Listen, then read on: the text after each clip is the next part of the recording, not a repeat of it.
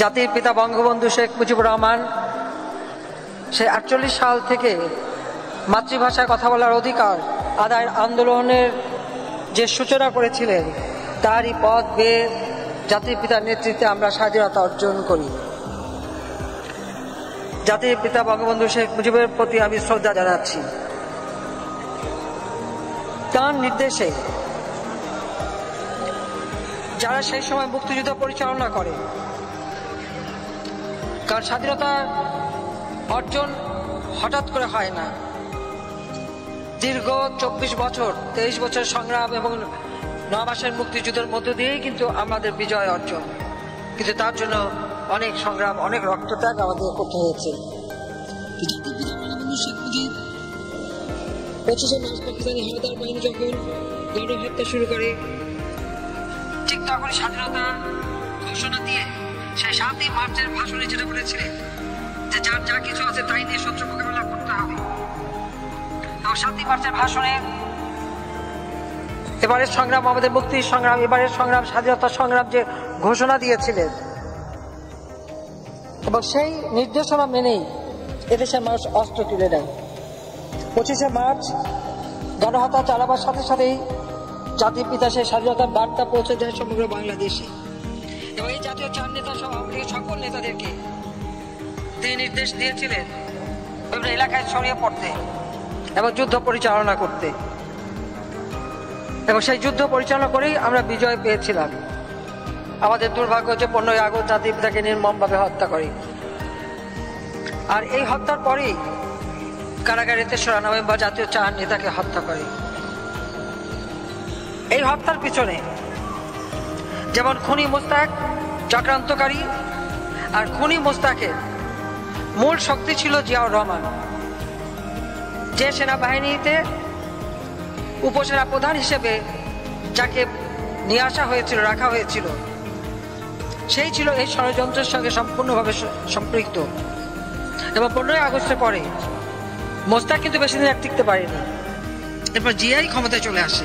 কিন্তু তার আগেই এই মোস্তাক আর জিয়া চক্রান্ত করে যেমন জাতির পিতাকে হত্যা করেছে, 15ই আগস্ট শুধু রাষ্ট্রপতি বঙ্গবন্ধু শেখ মুজিবুর রহমানকেই হত্যা করেনি, একই সাথে আপনারা জানেন আমার মা, আমার ভাই কামাল জামাল রাসেল, কামাল জামালের নবপরিণীত হয়তো সুলতানা পারভিন জামাল রোজি, শেখ ফজল হক মনি, আমার একমাত্র চাচা শেখ আবু নাসের, শেখ মনির অন্তঃসত্ত্বা স্ত্রী আরজুমনি, আব্দুর রাব সানিয়াবাদ সাহেব, তার মেয়ে বেবি আরিফ, তার ছেলে নাতি সুকান্ত সহ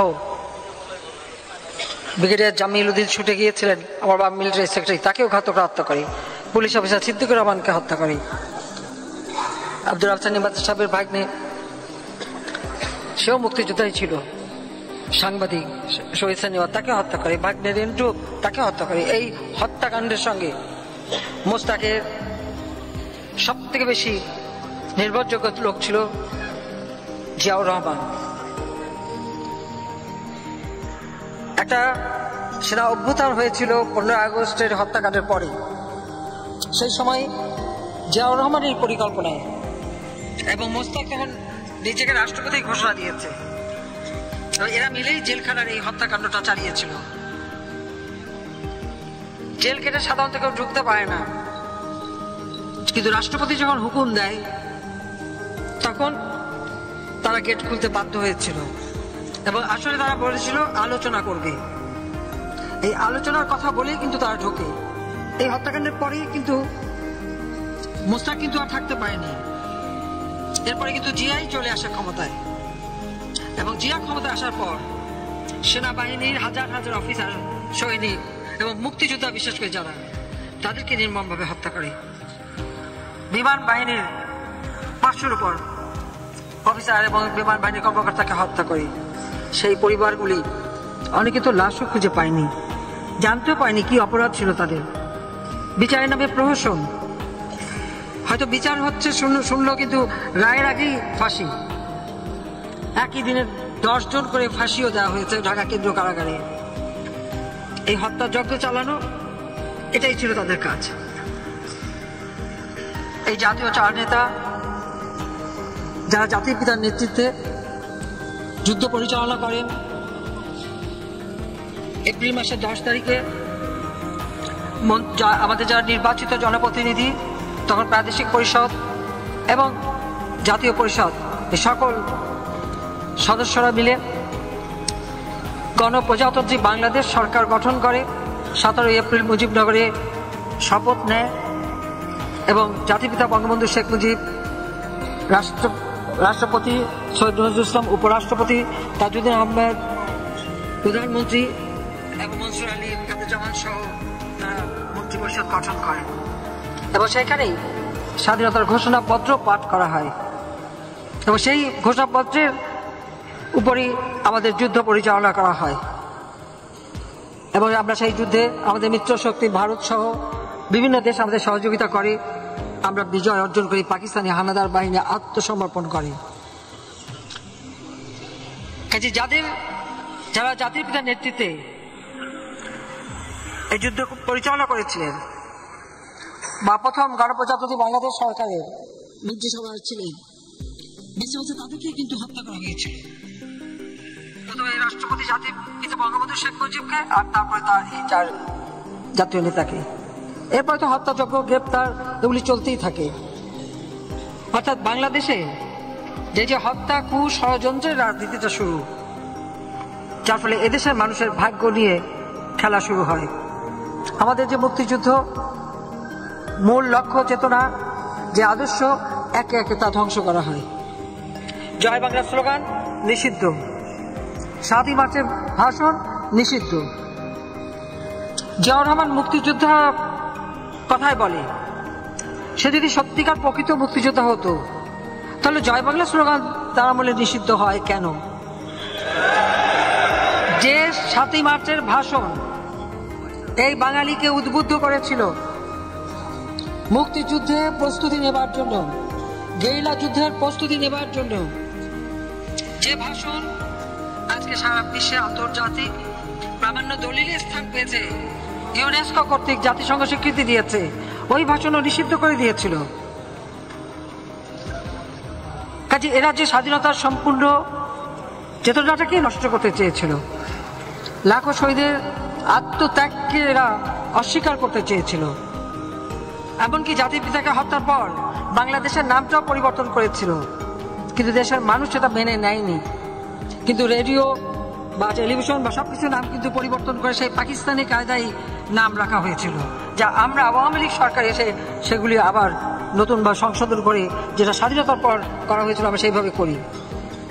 কাজে এই কথা মনে রাখতে হবে যে আজকে যে বিএনপি, অগ্নি সন্ত্রাস, তাদের যে বিভৎস চেহারা, তারা যে পিটিয়ে পিটিয়ে পুলিশ হত্যা করে, একটা নিরীহ পুলিশ চাকরি করে, তার কি অপরাধ ছিল যে তাকে ওইভাবে অমানবিকভাবে হত্যা করলে? এটা শুধু একবারই না, 2013 সালে একই ঘটনা তারা ঘটিয়েছে, 2014-তে নির্বাচন বানচাল করার জন্য সেই একই ঘটনা ঘটিয়েছে, 2015-তে ঘটিয়েছে। হাজার হাজার মানুষকে হত্যা করা, আগুনে পোড়ানো, তাছাড়া গাড়ি ঘোড়া, স্কুল, অফিস, আদালত, রেল, কোথায় লঞ্চ, কি বাদ দিয়েছে তারা? সবই আগুন দিয়ে অগ্নি সন্ত্রাস করে হাজার হাজার গাছ কেটে, রাস্তা কেটে একটা ধ্বংসের যজ্ঞ চালিয়েছিল। কিন্তু বাংলাদেশের জনগণ যখন প্রতিরোধ করেছে তখনই তারা থেমেছে। আজকে আমি বলবো যে এখন সময় এসে গেছে, এই অগ্নি সন্ত্রাসী যে যেখানেই থাকুক, যারাই এভাবে আগুন দেবে, জনগণের উপর অত্যাচার করবে এবং গাড়ি, বাস, ট্রাক আগুন দেবে, সাথে সাথে তাদের প্রতিরোধ করতে হবে। এখানে শুধু কার উপর নির্ভর করলে হবে না, জনগণকেই এগিয়ে আসতে হবে। ঠিক 2013-তে যেরকম শুরু করেছিল, তখন যখন প্রতিরোধ শুরু হলো এবং নির্বাচন বানচাল করার যে চেষ্টা করা হয়েছিল, সেই 525টা স্কুল পুড়িয়ে দিয়েছিল যেখানে নির্বাচনী কেন্দ্র, তারপরেও নির্বাচন কিন্তু থামাতে পারে নাই। ওরা জানে যে ওরা নির্বাচন করলে কোনোদিন ক্ষমতা আসতে পারবে না। তো 2008-এর নির্বাচন, সেই নির্বাচনেই তো 300 সিটে পেয়েছিল, মাত্র 30টা সিট। আর এখন তো ওদের অপকর্মের জন্য মানুষটা আরো ওদের প্রতি বিমুখ। আর নির্বাচন কাকে নিয়ে করবে? নির্বাচন করলে ওদের নেতাকে, কাকে প্রধানমন্ত্রী করবে, কাকে দিয়ে মন্ত্রিসভা করবে? বিএনপির বিএনপির চেয়ারপারসন, সে তো এতিমের অর্থ আত্মসাতের মামলায় সাজাপ্রাপ্ত, আর এখন তো অসুস্থ। তার বোন, ভাই, বোনের জামাই আমাদের কাছে এসেছে, আমার সাথে দেখা করেছে, কাটাকাটি করেছে। আমি তার সাজাটা স্থগিত করে তাকে বাসায় থাকার এবং তার ইচ্ছে মতো চিকিৎসা নেওয়ার ব্যবস্থা করে দিয়েছি। আপনি একবার ভেবে দেখেন তো, যে আমাকে বারবার হত্যা করার চেষ্টা করেছে, যে আমার বাবা মা ভাই সব হত্যা করেছে, ওই হত্যার সঙ্গে তো জিয়াউর রহমান যেমন দায়ী, এই পরিবারটাই তো দায়ী। এমনকি ছেলে মারা গেছে, আমি গেলাম সহানুভূতি দেখাতে, আমাকে দরজা বন্ধ করে দিল, আমাকে ঢুকতে দিল না। তারপরেও তো অন্তত ঠিক আছে, তার পরিবার এসে কান্নাকাটি করে, আমি দিলাম। কিন্তু যে ছেলে একটা কুলাঙ্গার পয়দা করে ছুঁয়ে গেছে জিয়াউর রহমান, বাংলাদেশে অস্ত্র চোরা কারবারির একটা স্বর্গরাজ্য গড়ে তুলেছিল, হাতে নাতে ধরা, এবং যে পুলিশ ধরেছে তাকে আবার শাস্তি দিয়েছে। কিন্তু সেই মামলায় কিন্তু সাজাপ্রাপ্ত, মানি লন্ডারিং এর মামলায় সাজাপ্রাপ্ত। এবং এই মানি লন্ডারিং এর তথ্য কিন্তু এটা কিন্তু বিদেশি গোয়েন্দা সংস্থার কাছ থেকে পাওয়া, আর এবং আমেরিকা থেকে FBI, ওদের যে গোয়েন্দা সংস্থা, তারা এসে কিন্তু তারেকের বিরুদ্ধে সাক্ষী দিয়ে যায়। সেই সাক্ষীতে কিন্তু তার সাজা হয়েছে। 21শে আগস্ট গ্রেনেড হামলা, এটা তো প্রত্যক্ষভাবে যে জড়িত, এটা তো কোনো সন্দেহ নেই। কারণ তার আগে তো খালেদা জিয়া বক্তৃতাই দিয়েছে যে শেখ হাসিনা প্রধানমন্ত্রী তো দূরের কথা, বিরোধী দলের নেতাও হতে পারবে না। এই ভবিষ্যৎবাণীটা কিভাবে করেছিল সে? আওয়ামী লীগ 100 বছরও ক্ষমতায় যেতে পারবে না, এই ছিল খালেদা জিয়ার ভবিষ্যৎবাণী। সেটা বাণীটা কিভাবে দিল? ওই গ্রেনেড হামলা করে সবাইকে শেষ করে দিতে চেয়েছিল, কোটালীপাড়ায় বোমা পুঁতে মারতে চেয়েছিল বারবার। এরা তো খুন করা ছাড়া আর কিছুই বোঝে না, আর কিছুই জানে না। তো তারেক যে এখন শুধু তাই না, 2007 সালে তত্ত্বাবধায়ক সরকার আসলে সেখানে মুচলেখা দেয় যে আর কোনদিন রাজনীতি করবে না, এই মুচলেখা দিয়ে চলে যায়। এবং সেখানে যে এখন শোনা যায় যে জুয়া খেলে বলে কোটি কোটি টাকা কামাই করে, কোটি কোটি পাউন্ড কামাই করে। এইটাই নাকি, এই জুয়া খেলাই নাকি তার সব থেকে মানে ইনকাম, সোর্স অফ ইনকাম। ওখানে বসে আমরা তো ডিজিটাল বাংলাদেশ করে দিয়েছি, আর ওখান থেকে বসেই নির্দেশ দেয়, পড়াও, চালাও, মানুষ খুন করো, এইগুলি তাদের কথা। এবং এইভাবেই একটা সাজাপ্রাপ্ত আসামি, তাতে বিএনপি জানে যে তাদের সাজাপ্রাপ্ত আসামিকে ভারপ্রাপ্ত চেয়ারম্যান করেছে। কেন বিএনপিতে আর কোনো নেতা ছিল না? হয়তো যারা অন্তত লেখাপড়া সব দিক দিয়ে একটু ভালো সেটা করতে পারে নাই, বা সাজাপ্রাপ্ত আসামি, যে কারণে তারা ইলেকশন চায় না, ইলেকশন বন্ধ করে দিয়ে একটা অস্বাভাবিক পরিস্থিতি করতে চায়। আর কোনো কোনো মহল থেকে তারা যথেষ্ট এটা উস্কানিও পায়। আজকে বাসে আগুন দিয়েছে, হেল্পার তার মধ্যে ঘুমিয়েছিল, সেই ঘুমন্ত মানুষটাকে পুড়িয়ে মেরেছে। আমাদের আওয়ামী লীগের মহিলা নেতা কর্মীর উপরে হামলা করেছে, আমরা তাদের সেই চেহারা 2001-এর পরেও দেখেছি। কিভাবে এই হত্যাকাণ্ড তারা জানালো?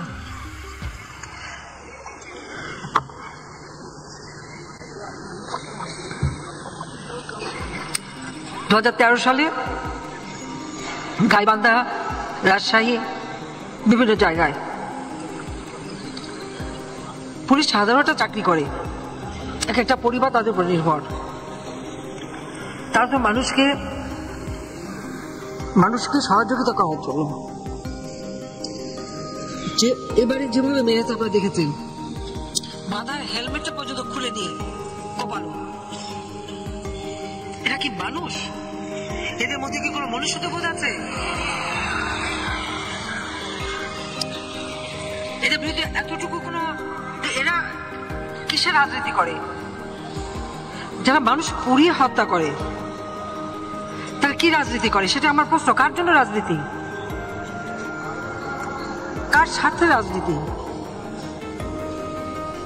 আর এরা দেশের ক্ষমতায় যখন ছিল তখন আমাদের হাজার হাজার নেতা কর্মী হত্যা করেছে, নির্যাতন করেছে, জেলে পড়েছে। আমরা তারপরেও জনগণের সমর্থন নিয়ে সরকার এসেছি। আমরা যা ওয়াদা দিই আমরা ওয়াদা রাখি। আমরা দিয়েছিলাম দিন বদলের সনদ 2021 সালের মধ্যে বাংলাদেশ উন্নয়নশীল দেশের মর্যাদা পেয়েছে। আজকে আমরা উন্নয়নশীল দেশ হিসেবে দেশকে গড়ে তুলব। খালেদা যে বলেছে 100 বছরও ক্ষমতা আসতে পারবে না, তারপরে ঠিকই তো আমরা ক্ষমতা এসেছি, এবং এক টানা এই 3য় দফা, আর তার আগে 5 বছর যখনই এসেছি বাংলাদেশের উন্নয়নই হয়েছে, মানুষের উন্নয়ন হয়েছে, সাধারণ মানুষ, গ্রামের মানুষ, তাদের উন্নয়ন হয়েছে। যে বাংলাদেশ কোথায় ছিল, প্রত্যেকটা উৎপাদন, মাছ, মাংস, ডিম, মুরগি থেকে শুরু করে সবকিছুর উৎপাদন, তরি তরকারি, সবজি এবং চাল সবই তো বেড়েছে। তাহলে কিসের অভাব হবে? অর্থাৎ এগুলি পিছনে কারা আছে, রেখে দেবে কিন্তু বাজারে আনবে না, না এনে দাম বাড়িয়ে সরকার বলতে কথা বলবে, এটাই তারা করে যাচ্ছে। এই জন্য আমি আমাদের রাজনৈতিক নেতৃবৃন্দ তাদেরকে বলবো, যেই ধরনের কারা হোর্ডিং করে, কারা মালপত্র থাকা সত্ত্বেও বাজারে না এনে জনগণের পকেট কাটার চেষ্টা করে, এদেরকেও খুঁজে বের করতে হবে এবং তাদের মধ্যে ব্যবস্থা দিতে হবে। উৎপাদন এতটুকু কমেনি, সেটা আলু বলেন, পেঁয়াজ বলেন, চাল বলেন, ডাল বলেন, সবই কিন্তু আমরা উৎপাদন বাড়িয়েছি। আর যেগুলি আমাদের দেশে উৎপাদন হয় না, আজকে সারা বিশ্বব্যাপী ইউক্রেন যুদ্ধ, সারা বিশ্বব্যাপী যে অবস্থার সৃষ্টি, তার ফলে সব জায়গায় জিনিসের দাম বেড়ে গেছে। সেই অতিরিক্ত দাম দিয়েই কিন্তু আমরা কিনে নিয়ে আসছি, কিন্তু সেটা মানুষের কাছে পৌঁছাবে না কেন? সেটা আমার প্রশ্ন। তার উপরে এদের এই জুলুম অত্যাচার এখন আবার অবরোধ দিয়েছে। আপনাদের মনে আছে এর আগে অবরোধ দিয়েছিল? অবরোধ দিয়ে খালেদা জিয়া তার অফিসে বসে থাকতো, সাথে তাদের প্রায় 60-62 জন নেতা নিয়ে, তারাই কিন্তু অবরুদ্ধ হয়েছিল শেষ পর্যন্ত। মানুষ কিন্তু সেই অবরোধ আর মানে নাই। আজকে আপনারা দেখেন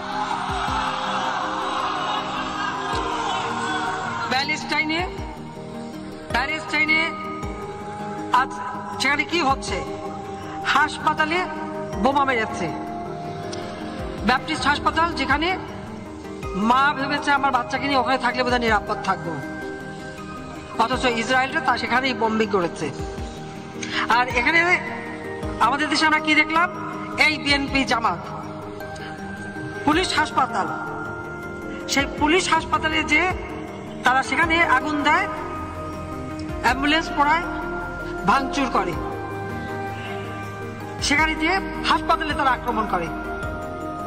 এরা কোথা থেকে কি শিক্ষা পাচ্ছে? সেটাই তো আমাদের প্রশ্ন। আমরা যখন সারা বিশ্বে কোথাও কোনো কিছু নির্যাতন হলে আমরা পাশে দাঁড়াই, এই প্যালেস্টাইনি শিশু, নারী, তাদের জন্য আমরা ঔষধ, খাবার, বাচ্চাদের জিনিসপত্র, নারীদের জিনিসপত্র আমরা পাঠিয়েছি, কিন্তু সেগুলি ঢুকতে দিচ্ছে না। আমরা ইজিপ্টে একটা জায়গায় সেখানে রেখেছি যে দেশ যাবে। আমরা যখন এইভাবে শুধু বাংলাদেশেরা সাধারণ সেই আমাদের ফিলিস্তিনি জনগণের পাশে দাঁড়াই, এদের মুখে কিন্তু তখন এই ব্যাপারে কোনো একটা কথা নেই। শুনেছেন কেউ? এই যে ফিলিস্তিনি জনগণের উপর যে অত্যাচার, গুলি বোমা, শিশু হত্যা, নারী হত্যা, সেই রক্তাক্ত শিশু, তারা কি একটা প্রতিবাদ করেছে? করে নাই। তাহলে কাদের দাবিদারি করে, কাদের পদলেহন করে লাফালাফি করে, সেটাই প্রশ্ন। এটা বললে চলবে না যে বাংলাদেশ স্বাধীন হয়েছে, অনেক দেশ বাংলাদেশের বিরুদ্ধে ছিল, কিন্তু বাংলাদেশের জনগণই সমস্ত ক্ষমতা রাখে। এই বাংলাদেশের জনগণই কিন্তু এই দেশ স্বাধীন করে অস্ত্র হাতে তুলে নিয়ে। তো আজকে এখানে যারা ওই স্বাধীনতা বিরোধী, মুক্তিযুদ্ধের চেতনা বিরোধী, আমাদের স্বাধীনতার আদর্শ বিরোধী, যখন বাংলাদেশটা উন্নত হয়েছে, সারা বিশ্বে উন্নয়নের মডেল হিসেবে স্বীকৃতি পাচ্ছে, মর্যাদা পাচ্ছে, যখন আমাদের দেশের মানুষের ক্রয় ক্ষমতা বেড়েছে, উৎপাদন বেড়েছে, মানুষের জীবনে একটু স্বস্তির সময় এসেছে, তখনই তারা অস্বস্তিতে ভোগে। অর্থাৎ মানুষ ভালো থাকলে ওদের মনে জ্বালা হয়, ওই বিএনপি জামাত এদের যন্ত্রণা হয়। মানুষ শান্তিতে স্বস্তিতে থাকলে ওদের সেটা পছন্দ হয় না।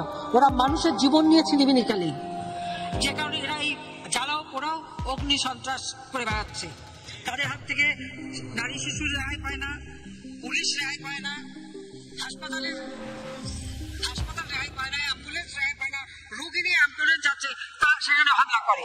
তারপরে জঘন্য চরিত্রেরা, তার উপর আবার ওদের যুব দলের এক নেতা তোকে প্রেস লিখে যে আগুন দিচ্ছে, মানুষকে বোকা বানাবার চেষ্টা।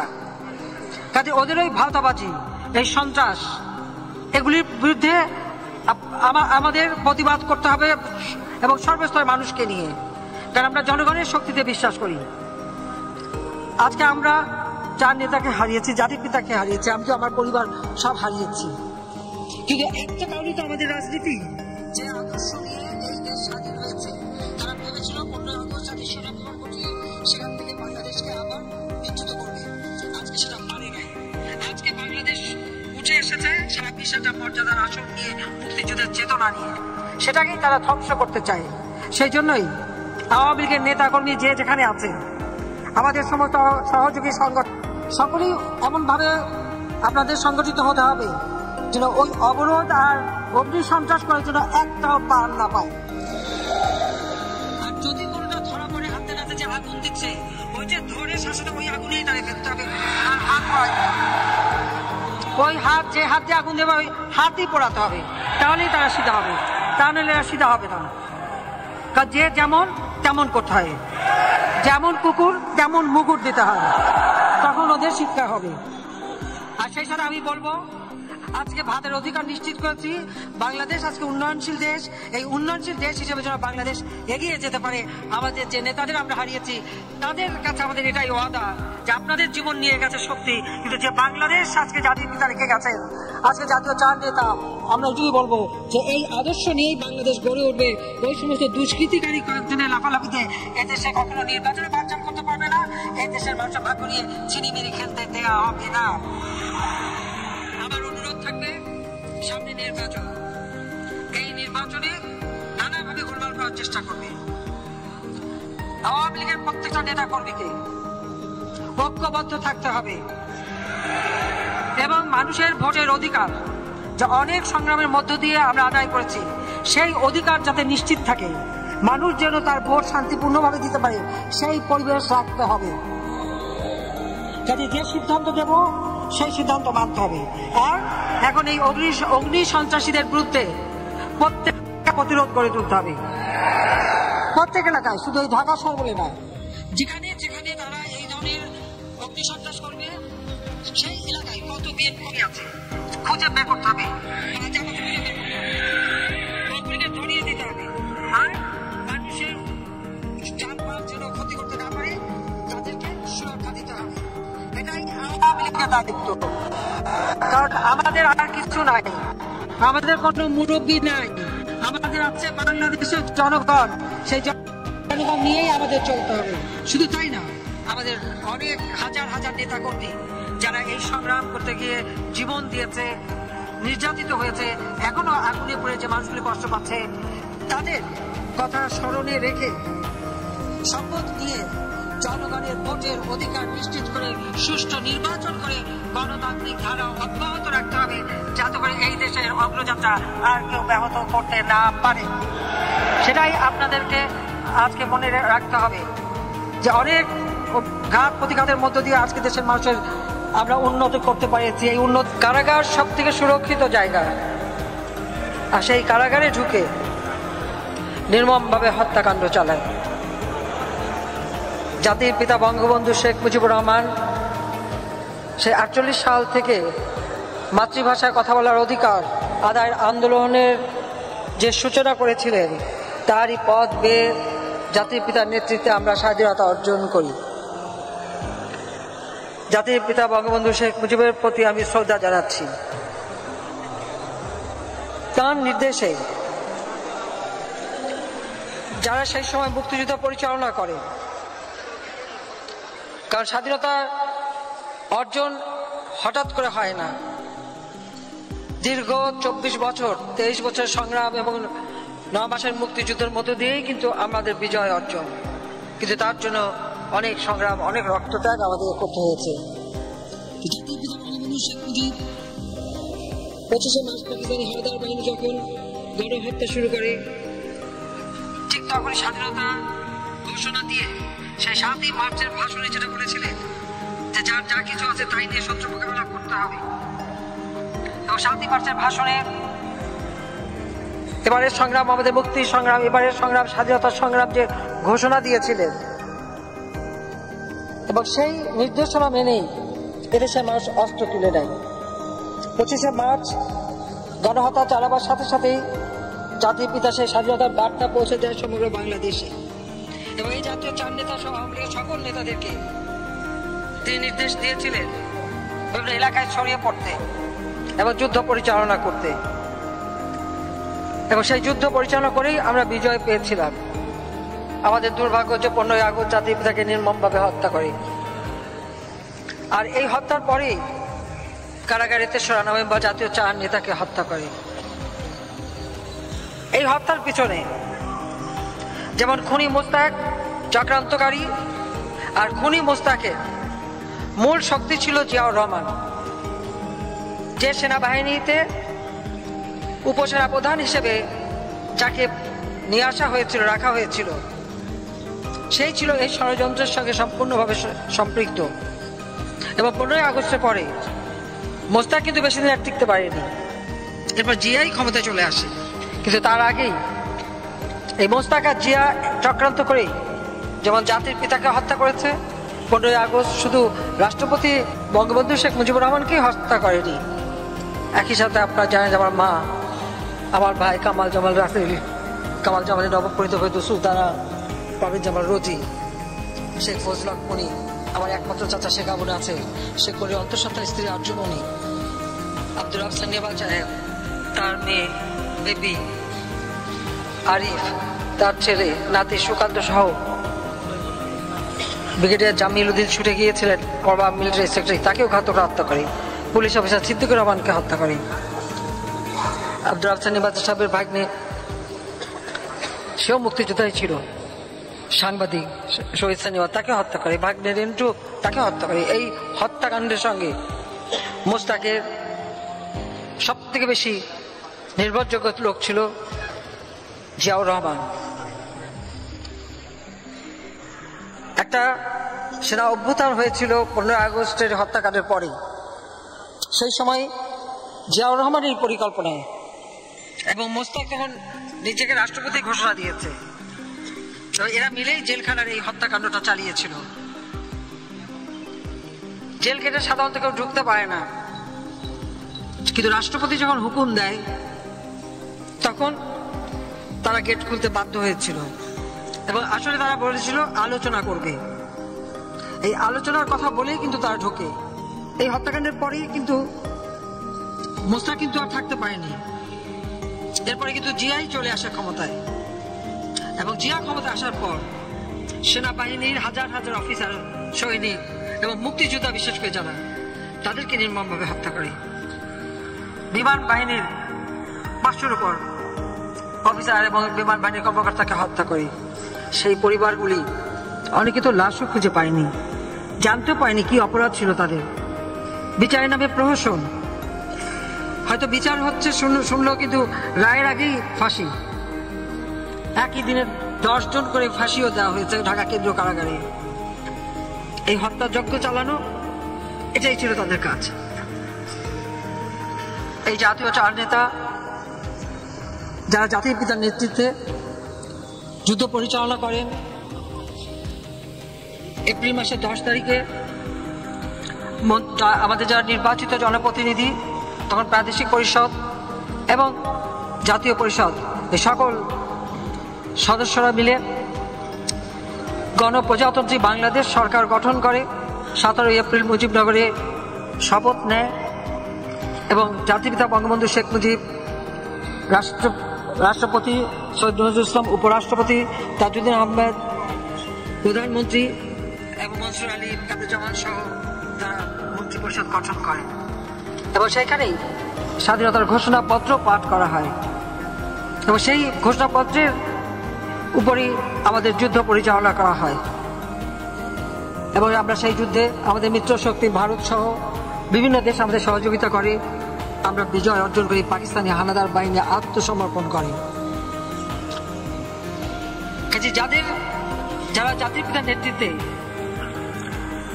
এই যুদ্ধ পরিচালনা করেছিলেন, বা প্রথম গণপ্রজাতন্ত্রী বাংলাদেশ সরকারের মন্ত্রিসভায় ছিলেন, বেঁচে বেঁচে তাদেরকেই কিন্তু হত্যা করা হয়েছিল। প্রথমে রাষ্ট্রপতি জাতির পিতা বঙ্গবন্ধু শেখ মুজিবকে, আর তারপরে তার এই 4 জাতীয় নেতাকে। এরপর তো হত্যাযজ্ঞ, গ্রেপ্তার এগুলি চলতেই থাকে। অর্থাৎ বাংলাদেশে যে হত্যা, কু, ষড়যন্ত্রের রাজনীতিটা শুরু, যার ফলে এদেশের মানুষের ভাগ্য নিয়ে খেলা শুরু হয়। আমাদের যে মুক্তিযুদ্ধ, মূল লক্ষ্য, চেতনা, যে আদর্শ, একে একে তা ধ্বংস করা হয়। জয় বাংলা স্লোগান নিষিদ্ধ, 7ই মার্চের ভাষণ নিষিদ্ধ। জিয়াউর রহমান মুক্তিযোদ্ধা কথায় বলে, সে যদি সত্যিকার প্রকৃত মুক্তিযোদ্ধা হতো তাহলে জয় বাংলা স্লোগান তার আমলে নিষিদ্ধ হয় কেন? যে 7ই মার্চের ভাষণ এই বাঙালিকে উদ্বুদ্ধ করেছিল মুক্তিযুদ্ধে প্রস্তুতি নেবার জন্য, গেরিলা যুদ্ধের প্রস্তুতি নেবার জন্য, যে ভাষণ আজকে সারা বিশ্বে আন্তর্জাতিক প্রামাণ্য দলিলের স্থান পেয়েছে, ইউনেস্কো কর্তৃক জাতিসংঘ স্বীকৃতি দিয়েছে, ওই ভাষণও নিষিদ্ধ করে দিয়েছিল। কাজে এরা যে স্বাধীনতার সম্পূর্ণ চেতনাটাকেই নষ্ট করতে চেয়েছিল, লাখো শহীদের আত্মত্যাগকে এরা অস্বীকার করতে চেয়েছিল। এমনকি জাতির পিতাকে হত্যার পর বাংলাদেশের নামটাও পরিবর্তন করেছিল, কিন্তু দেশের মানুষ সেটা মেনে নেয়নি। কিন্তু রেডিও বা টেলিভিশন বা সবকিছু নাম কিন্তু পরিবর্তন করে সেই পাকিস্তানি কায়দায় নাম রাখা হয়েছিল, যা আমরা আওয়ামী লীগ সরকার এসে সেগুলি আবার নতুনভাবে সংশোধন করে, যেটা স্বাধীনতার পর করা হয়েছিল, আমরা সেইভাবে করি। কাজে এই কথা মনে রাখতে হবে যে আজকে যে বিএনপি, অগ্নি সন্ত্রাস, তাদের যে বিভৎস চেহারা, তারা যে